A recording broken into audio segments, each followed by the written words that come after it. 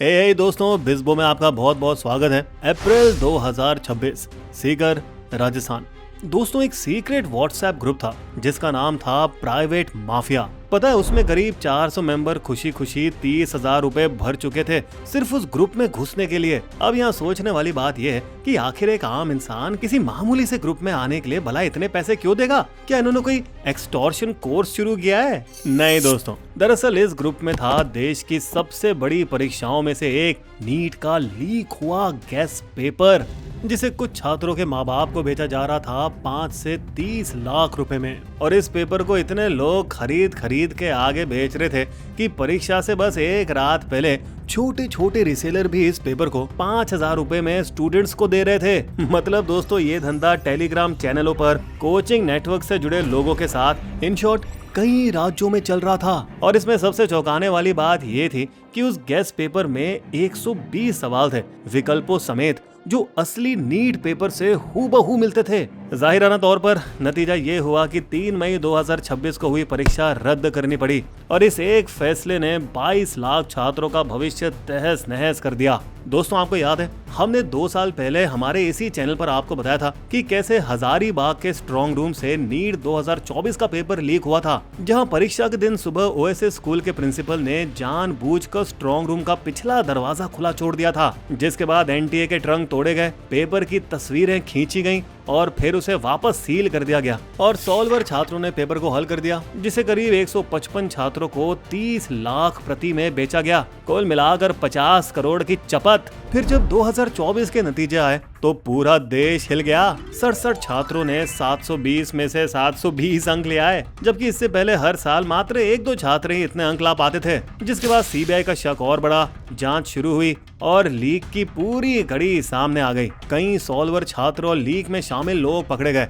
लेकिन मुख्य मास्टरमाइंड मुखिया भैया फरार हो गए। मगर फिर अप्रैल 2025 में पटना में एक रेड के दौरान वो भी आखिरकार धर दबोचे गए। दोस्तों, उस घोटाले से देश जाग उठा था और मोदी सरकार ने जून 2024 में के राधा कृष्णन कमेटी बनाई, जिसने ऐसी धांधली को रोकने के लिए पूरे 101 सुझाव दिए। नीट को ऑनलाइन किया जाए, थर्ड पार्टी प्रिंटिंग प्रेस पर निर्भरता कम हो, एनटीए का स्थायी स्टाफ बढ़ाया जाए। दोस्तों, अगर आज सारी बातें लागू हो जाती ना, तो शायद ये नीट लीक नहीं होता। खैर, सरकार ने पब्लिक एग्जामिनेशंस एक्ट 2024 भी पास किया, जिसमें पेपर लीक करने वालों के लिए 10 साल जेल और 1 करोड़ रुपए का जुर्माना था। लेकिन फिर 3 मई 2026 को जब 22 लाख छात्र भारत के 551 शहरों और विदेश के 14 शहरों में नीट देने बैठे, तो वही पुराना जुर्म फिर दोहराया गया। 2 मई की रात करीब 11 बजे केरल में पढ़ रहे एक एमबीबीएस छात्र को अपने सीकर के एक दोस्त से व्हाट्सएप पर एक पीडीएफ फाइल मिली।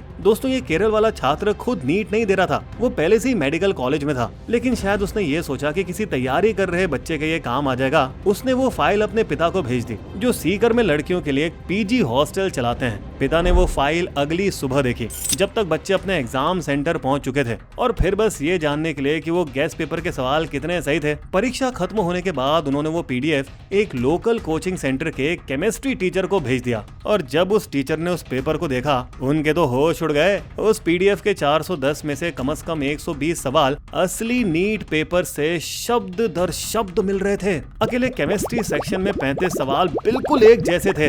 तो बस देर रात 1 बजे टीचर सीधे पुलिस थाने में गए, मगर उन्होंने इस पर ध्यान नहीं दिया। रात घनी हो गई है मास्टर जी, बाद में आइएगा। इसके 3 दिन बाद 7 मई को उन्होंने सारा कच्चा चिट्ठा सीधा एनटीए और गृह मंत्रालय को मेल कर दिया, जिन्होंने आईबी को यह मामला सौंपा और आईबी ने इसके डिजिटल फुटप्रिंट खंगाले और पता ये चला कि वो पीडीएफ फाइलें 1 और 2 मई को ही परीक्षा से 2 दिन पहले कई मोबाइलों पर मौजूद थी। फिर राजस्थान पुलिस के एसओजी ने सारी कड़ियां जोड़ना शुरू की और पाया कि नासिक के नंदगांव तालुका का रहने वाला 30 वर्षीय शुभम खेरनार, जो कि बीएएमएस आयुर्वेद का ड्रॉप आउट छात्र है और मुश्किल से कुछ कमा पाता था, उसी ने 10 लाख रुपए देकर नीट का गैस पेपर खरीदा था। फिर उसे उसने पीडीएफ में बनाया और 15 लाख में आगे बेच दिया, ताकि 5 लाख का सीधा सीधा मुनाफा कमा सके। बस फिर क्या, पेपर कई हाथों से गुजरा। शुभम खेरनार ने 15 लाख में उसे बेचा हरियाणा के यश यादव को, यश यादव ने 30 लाख में आगे बेचा जयपुर के भिवाल ब्रदर्स को। फिर भिवाल ब्रदर्स ने सीकर के कोऑर्डिनेटर मनीष यादव और अविनाश लांबा के जरिए उस पेपर को कोचिंग काउंसलर राकेश कुमार मंदावरिया को बेचा, जिसने उसे व्हाट्सएप और टेलीग्राम में बांट दिया। बस फिर क्या, राजस्थान पुलिस की गुजारिश पर नासिक पुलिस खैरनार के पीछे लग गई। लेकिन मजे की बात दोस्तों की इस पेपर लीक माफिया को कानून का कोई डर नहीं था। खैरनार भैया छुपे तक नहीं, लेकिन यही घमंड उसे ले डूबा और पुलिस ने उसे मंदिर जाते समय खुलेआम पकड़ लिया। साथ ही बिहार पुलिस ने भी मेडिकल छात्रों के एक पेपर सॉल्वर गैंग को पकड़ा, जो बिल्कुल 2024 के भांडाफोड़ जैसा था। पर दोस्तों हम यहाँ कहते हैं कि असली गुनहगार खुद टीचर्स और पेपर सेट करने वाले ही थे। जांच की कड़ियां 3 अंदरूनी लोगों तक पहुंची। बॉटनी की प्रोफेसर मनीषा मंधारे, उनकी पड़ोसन मनीषा वाघमारे और retired chemistry professor P V Kulkarni. Mandhare के पास नीट के बॉटनी और जूलॉजी के सवालों पर आधिकारिक एक्सेस था और उन्होंने परीक्षा से हफ्तों पहले वो सवाल चुपके से निकाल लिए थे।